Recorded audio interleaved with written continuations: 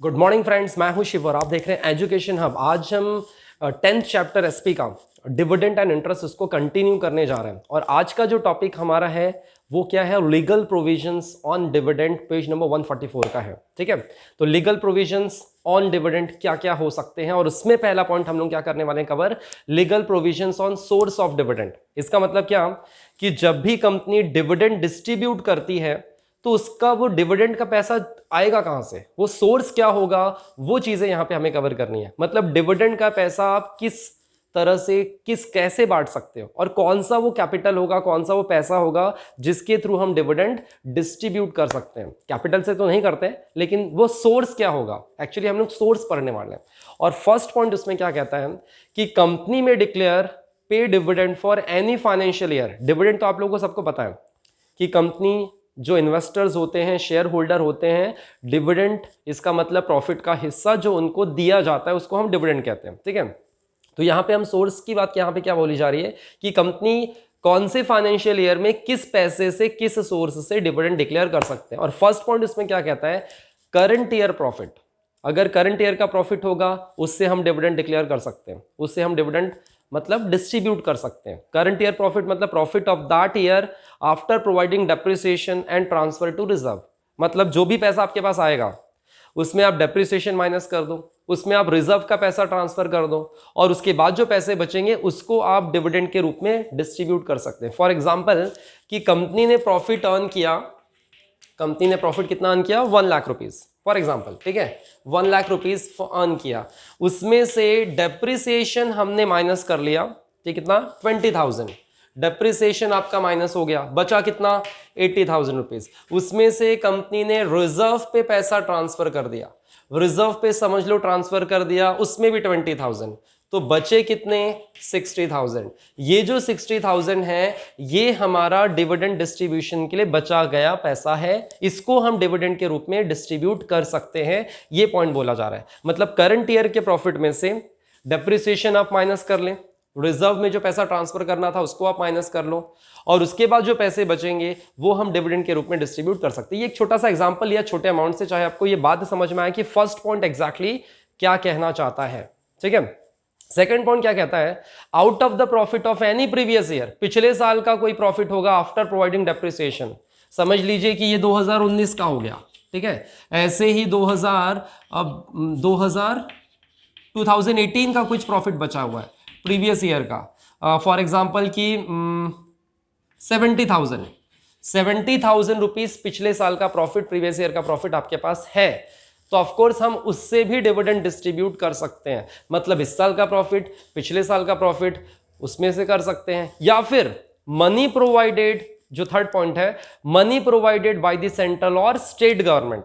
अगर central government और state government से कुछ पैसा आया होगा डिस्ट्रीब्यूशन के लिए, उससे भी हम डिविडेंड डिस्ट्रीब्यूट कर सकते हैं। ठीक है, इसका मतलब 3 पॉइंट आपको यहां पे दिख रहे हैं। 3 पॉइंट में उन्होंने बताया है कि डिविडेंड डिस्ट्रीब्यूशन कैसे हो सकता है, उसके बारे में उन्होंने बातें क्लियर कर दी। Current year profit depreciation minus करने के बाद, और रिजर्व में पैसा ट्रांसफर करने के बाद, previous year profit after depreciation, और money provided by the state and central government, तो उसको भी हम डिस्ट्रीब्यूशन में ले सकते हैं। तो ये तो हो गया ए पॉइंट।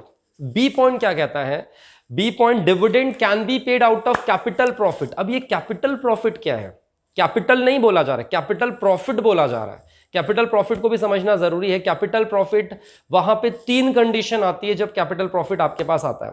तो 3 कंडीशन क्या है, capital profit are realise in cash, वो कैश में रियलाइज होना चाहिए।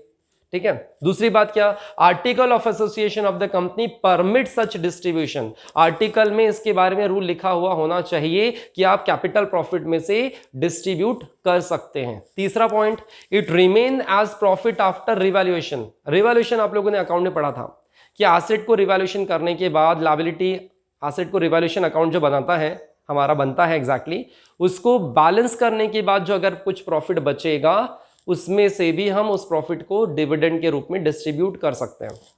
ये तो बात हो गई कि हाँ भाई हम किस किस मुद्दे से बांट सकते हैं, लेकिन ये कैपिटल प्रॉफिट मतलब क्या है वो तो हमने देखा ही नहीं। कैपिटल प्रॉफिट क्या है, it arise when sell part of the fix asset at fix price higher the original cost. Capital profit किसको कहा जा रहा है, इसका मतलब कि जब आपके पास कोई एसेट है, आपने उसको नॉर्मल प्राइस से ज्यादा प्राइस में बेचा और उससे पैसा आपने अर्न कर लिया, उसको कैपिटल प्रॉफिट कहा जा रहा है। अब देखो एग्जाम्पल उसमें भी समझते हैं कि एग्जैक्टली कैपिटल प्रॉफिट हम किसको कह रहे हैं।